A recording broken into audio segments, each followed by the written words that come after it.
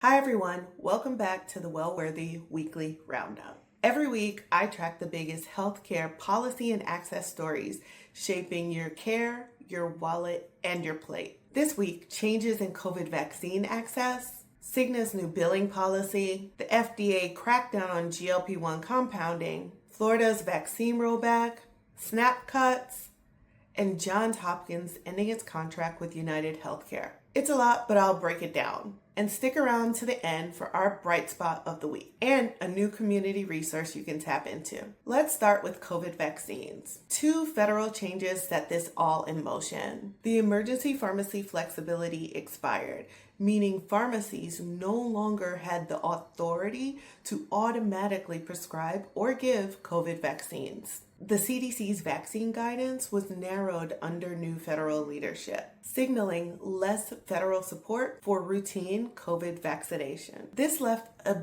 big gap, so states stepped in. New York and Massachusetts issued standing orders so pharmacies can continue providing vaccines. On the West Coast, California, Oregon, Washington, and Hawaii formed a health alliance to coordinate access and provide consistent guidance. Even though federal policy is turbulent, the states are showing that they can safeguard access when people need it most. Next up, Cigna's new billing policy, which starts October 1st. It's called Downcoding. Here's what that means. Downcoding is when an insurance company pays a doctor for a simpler, shorter visit than what was actually billed. For example, your doctor spends 45 minutes on a complex visit billed at that level. Cigna automatically downcodes it, reclassifying it as a quicker visit, and pays them less. Why does this matter? Doctors or clinics get paid less for the same work. It adds red tape because doctors would need to appeal in order to get paid for the proper level. Over time,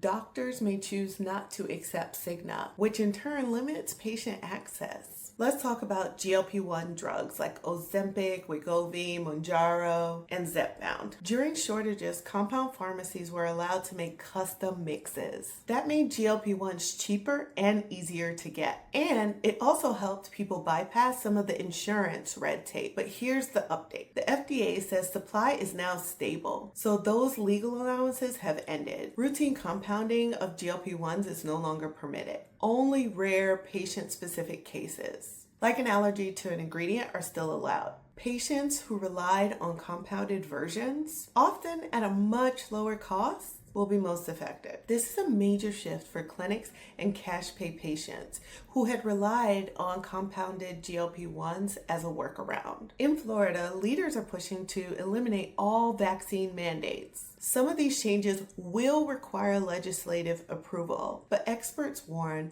the rollback raises the risk of outbreaks. At the same time, the one big beautiful bill is reshaping grocery access. SNAP cuts are projected to push 2.4 million off of benefits.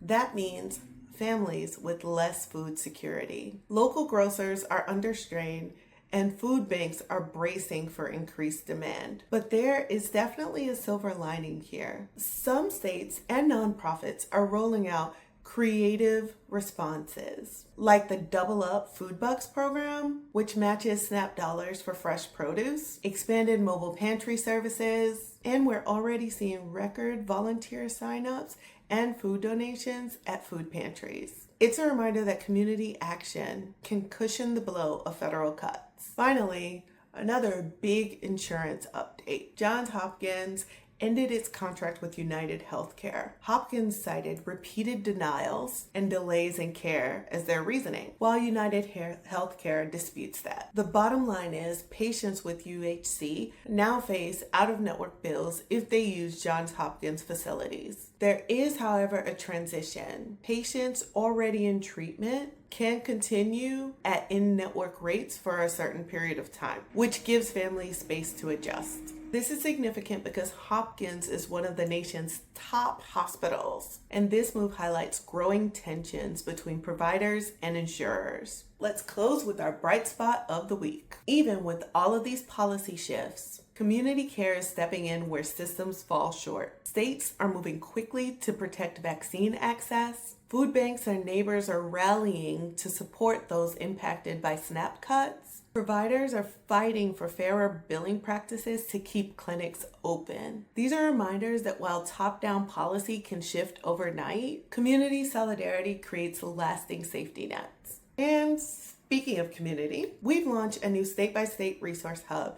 We're in the process of adding all the states, but what you'll find there are details on vaccine access, SNAP and WIC info, insurance contact information, and food bank directories. You can explore the hub at gwell.com. We'll also link it here. And you can also suggest new resources and help us to build this out so that it can serve everyone. And if your provider is suddenly out of network, particularly if you have Cigna or UnitedHealthcare, check out our new step-by-step guide on what to do next. Thanks for watching this week's Wellworthy Weekly Roundup. If you found this helpful, hit subscribe, share it with a friend, and I'll see you next week.